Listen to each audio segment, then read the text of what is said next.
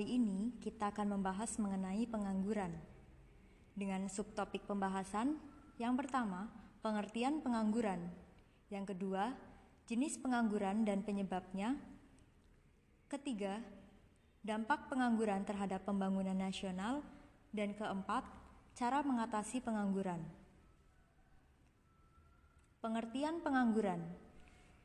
Penganggur adalah orang yang tidak mempunyai pekerjaan, sedang mencari pekerjaan, atau sedang mempersiapkan suatu usaha baru.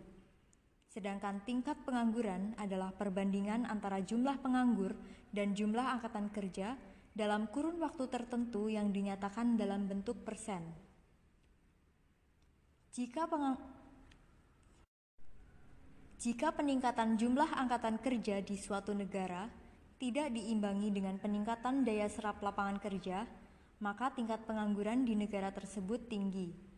Sebaliknya, jika peningkatan jumlah angkatan kerja diimbangi dengan peningkatan daya serap lapangan kerjanya, maka tingkat penganggurannya akan rendah.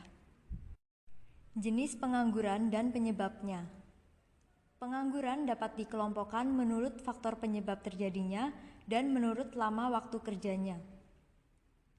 Menurut faktor penyebab terjadinya, pengangguran dapat dibagi menjadi 4, yaitu pengangguran konjungtur atau siklis, pengangguran struktural, pengangguran friksional, dan pengangguran musiman. Pengangguran konjungtur atau pengangguran siklis adalah pengangguran yang berkaitan dengan turunnya kegiatan perekonomian suatu negara. Pada saat kegiatan ekonomi mengalami kemunduran, maka daya beli masyarakat akan menurun.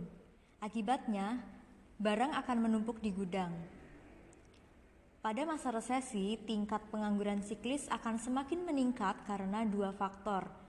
Yang pertama, jumlah orang yang kehilangan pekerjaan akan terus meningkat. Dan yang kedua, dibutuhkan waktu yang lebih lama untuk mendapatkan pekerjaan. Pengangguran struktural.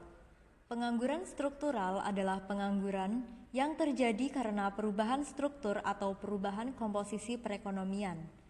Sebagai contoh, yaitu adanya peralihan perekonomian dari sektor pertanian ke sektor industri.